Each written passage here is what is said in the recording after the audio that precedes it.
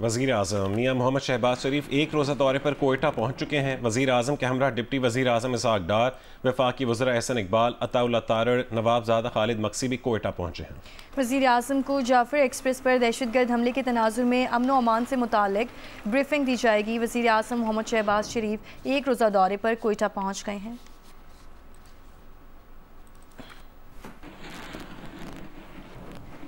قومی اسمبلی سے جعفر ایکسپریس کو ہائی جیک کرنے پر مذمتی قرارداد متفقہ طور پر منظور کر لی گئی ہے۔ قرارداد وفاقی وزیر پارلیمانی امور ڈاکٹر طارق فضل چودھری نے قومی اسمبلی میں پیش کی۔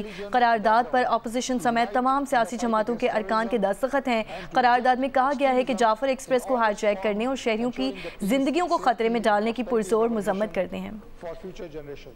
ملک کے امن کو تہو بالا کرنے والی دہشت گردی کی تمام کارروائیوں کی پرزور مذمت کرتے ہیں۔ قوم دہشت گردی کے خاتمے کے لیے ہر ممکن اقدام کرنے کا عزم کرتی ہے۔ کسی بھی گروہ اور فرد کو ملک کے امن، خوشحالی اور خود مختاری کو نقصان پہنچانے کی اجازت نہیں دی جائے گی۔ ملک کی علاقائی حدود میں خوف، نفرت یا تشدد پھیلانے کی اجازت نہیں دی جائے گی۔ ملک کے کسی بھی حصے میں دہشت گردی کی کسی بھی سرگرمی کی اجازت بھی نہیں دی جائے گی۔ دہشت گردی کو جڑ سے اکھاڑ پھینکنے کے لیے انتھک محنت کرنے کا عہد کرتے ہیں۔ or background to unite in the fight against terrorism and to reject extremism in all its forms, ensuring the peace, safety. Bilawal Bhutto Zardari نے وزیر اعظم سے نیشنل ایکشن پلان 2 لانے کا مطالبہ کر دیا ہے۔ قومی اسمبلی سے خطاب میں کہا ہے کہ سیاسی تقسیم کا فائدہ ملک دشمن اٹھا رہے ہیں۔ جو آگ بلوچستان میں جل رہی ہے وہ چاروں صوبوں اور پھر ریجن میں پھیلے گی۔ امید ہے کہ تمام سیاسی جماعتیں مل کر یہ ٹارگٹ حاصل کر سکتی ہیں۔ بلاول بھٹو کا کہنا تھا کہ ہم مانتے ہیں صرف فوجی آپریشن کافی نہیں ہے، جانتے ہیں بلوچستان کے لوگ اپنا حق مانگ رہے ہیں، لیکن سب سے پہلے جینے کا حق مانگ رہے ہیں۔ جب ایک ایسے ثانیہ، ایک ایسے واقعہ ہوا جیسے اے پی ایس کا واقعہ تھا، تو ہم نے اپنا سیاست کو ایک طرف رکھ کے قومی مفاد کو ترجیح دی، نیشنل ایکشن پلان کو انڈورس کیا، چاروں صوبوں میں ان سے مقابلہ کیا، اور پاکستان سے اس نیٹ ورک کو ہم کہتے تھے اور فخر سے کہتے تھے کہ ہم نے دہشت گردوں کی بیک بون توڑ دی ہے۔ ہم کم از کم آج یہ طے کر دیں کہ جو تمام سیاسی جماعتیں اس ہال میں موجود ہیں، ہم ایک دوسرے کے بارے میں جو بھی سمجھے، ہم یہ مان لیں کہ یہ ہم سب کا دشمن وہ دہشت گرد ہے جنہوں نے کل کا واقعہ، جو کل کے واقعے میں ملوث تھے اور جو کوئی دہشت گردی کا واقعہ میں ملوث ہوگا۔ وزیر اعظم نواز شریف تھا جب ہم نے پہلے بار نیشنل ایکشن پلان بنایا۔ کوئی وجہ نہیں ہے کہ وزیر اعظم شہباز شریف نیشنل ایکشن پلان 2 نہیں بنا سکتا ہے۔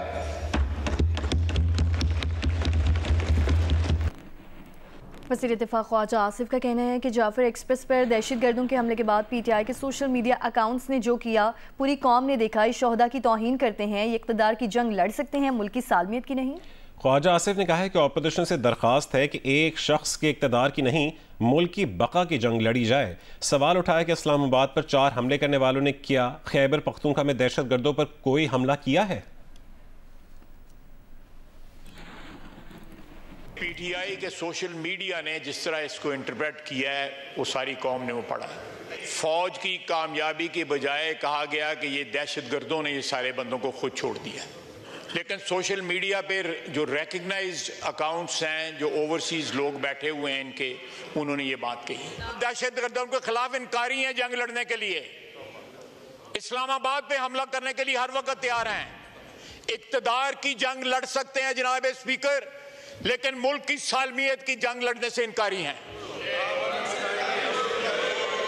ایک شخص کے فرد واحد کی، جس کے متعلق کہتے ہیں خان نہیں تو پاکستان نہیں، یہ نعرہ لگاتے ہیں نا، میں تو نہیں لگاتا، یہ تو نہیں لگاتے، یہ نعرہ لگاتے ہیں۔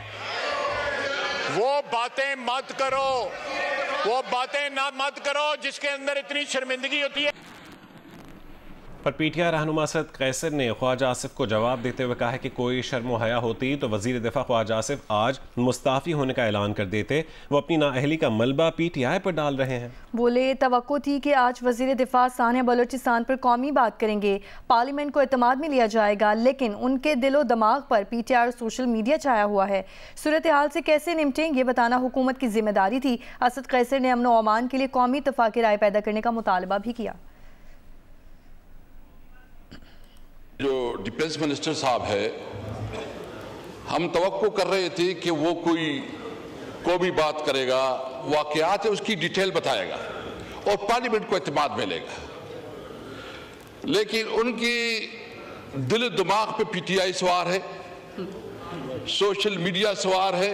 آپ سنا رہے اس پہ کتنی دفعہ انہوں نے بلوچستان کا ذکر کیا اور اس پہ افسوس کا اظہار کیا ہے، اس کو سب کچھ جو ہے نا وہ پی ٹی آئی کے اوپر جو وہ الزام تراشی کرنے پہ تلا ہوا ہے۔ کوئی بھی اس کے اندر جو ہے نا کوئی شرم اور حیا ہوتا، آج وہ یہ کہتا کہ میں ریزائن کرتا ہوں، یہ سب کچھ تمہاری نااہلی کی وجہ سے ہو رہا ہے، تمہارے اندر وہ کیپیسٹی نہیں ہے، تمہارے اندر وہ صلاحیت نہیں ہے۔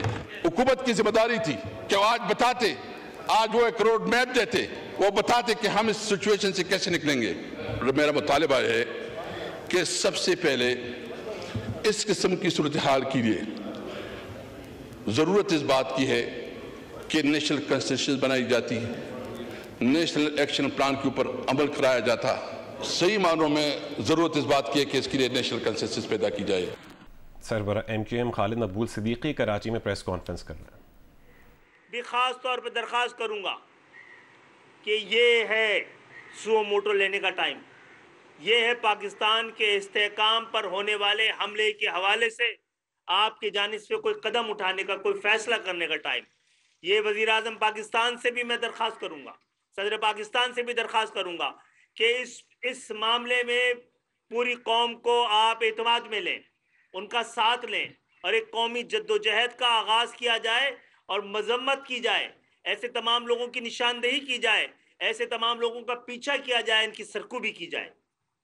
تو آج آپ لوگوں کو زحمت دینے کی وجہ یہی تھی کہ ایک تو ہم ایم کیو ایم کی جانب سے ان واقعات کی پرزور مذمت کرتے ہیں اور ایسے تمام اس درجے کے تمام دہشت گردی کے امکانات کو ختم کرنے کے لیے تمام سیاسی جماعتوں کو بھی ایک پلیٹ فارم پہ آنا پڑے گا، اور ایم کیو ایم بھی اس حوالے سے جلد فیصلہ کرے گی کہ ہم کوئی آل پارٹی کانفرنس بلائیں اور اس دہشت گردی کے امکانات کو، اس کی وجوہات کو، اس کے پیچھے چھپے جو ہاتھ ہیں ان کو بے نقاب کیا جا سکے۔ اور ہاں، بنو سمیت، بنو میں جو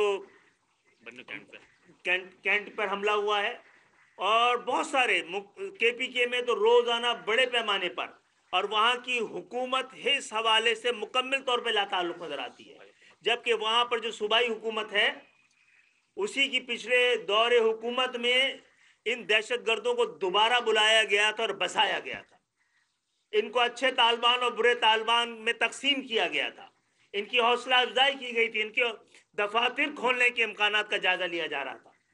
انہی کے ادوار میں پاکستان معاشی طور پہ اتنا کمزور ہو گیا تھا کہ آج پاکستان کو معاشی طور پہ، اقتصادی طور پہ کمزور دیکھ کر پاکستان کو نشانے پہ لینے کی کوشش کی گئی ہے۔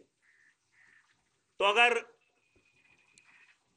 کے پی کے کی صوبائی حکومت سے بھی اس حوالے سے سوال جواب کیا جانا چاہیے، استفسار کیا جانا چاہیے اور ان کی ناکامی کے وجوہات کا احاطہ کرنا چاہیے، ورنہ آئین پہ ہمیں بہت سارے اس حوالے سے آپشن موجود ہیں۔ بہت بہت شکریہ۔